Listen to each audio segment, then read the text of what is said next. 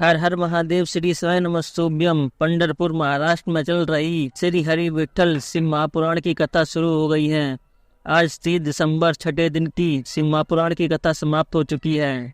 यह 7 दिवसीय कथा 25 दिसंबर से 31 दिसंबर 2023 आस्था चैनल, यूट्यूब और फेसबुक के माध्यम से आप दोपहर 1 बजे से 4 बजे तक देखी जा सकती है।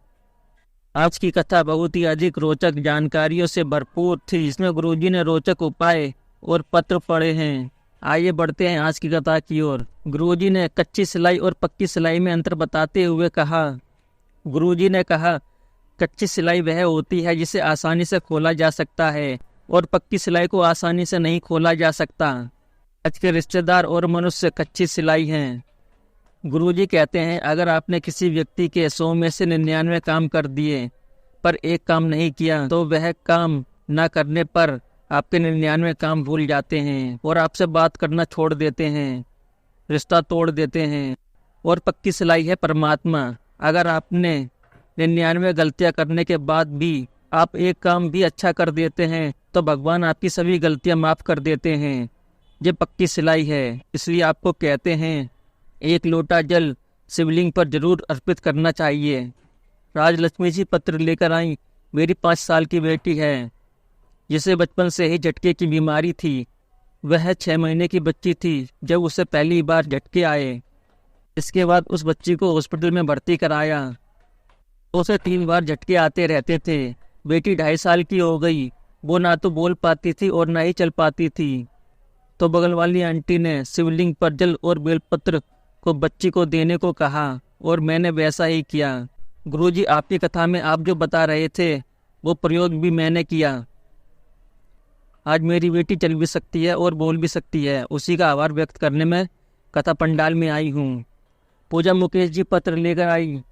शादी को कई वर्ष हो गए थे, संतान नहीं हुई थी। हॉस्पिटल में कई जांचें हुई जिससे पता चला कि हमें संतान का सुख नहीं हो सकता। किसी के कहने पर कथा सुनना शुरू किया। आपके बताए अनुसार सफ़ेद आँख की जड़ का प्रयोग किया, जिसमें आपने तुमरुका महादेव जी का वर्णन बताया।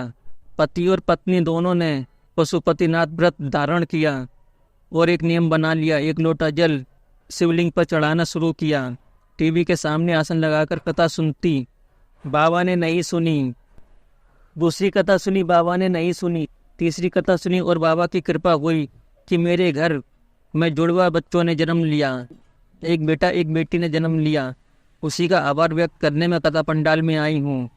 एक पत्र आया 2005 से। बच्चेदानी की समस्या थी। एक किडनी भी खराब हो गई थी जिसका ऑपरेशन भी हुआ, पर मुझे आराम नहीं मिला। राज्य धर्म में मुझे तकलीफ होती थी।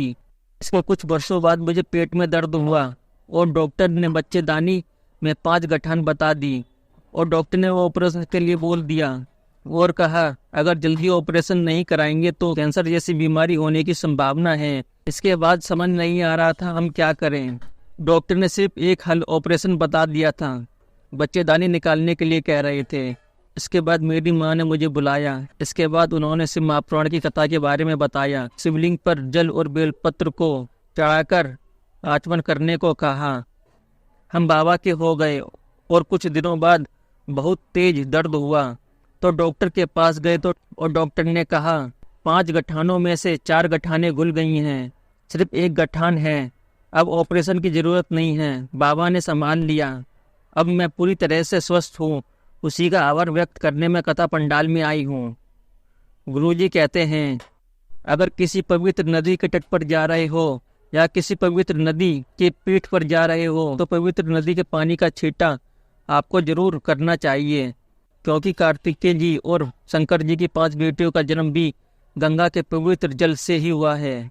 हम किसी तीर्थ में जाते हैं, वहाँ के पवित्र नदी के जल को अपने शरीर में लगाकर मंदिर में प्रवेश करते हैं तो भगवान हमें जरूर स्वीकार करते हैं। यह निश्चितता है। गुरुजी ने कहा, भारत में कहीं पर भी आप जाओगे, आप ये नहीं देखोगे कि शिवलिंग सिंहासन पर है। शिवलिंग हमेशा जमीन पर होता है। किसी भी ज्योतिर्लिंग को कितने ही बड़े और पुराने मंदिर में जाकर देखोगे, सब जगह जमीन में ही शिवलिंग मिलेंगे। संजीव पत्र लेकर आई।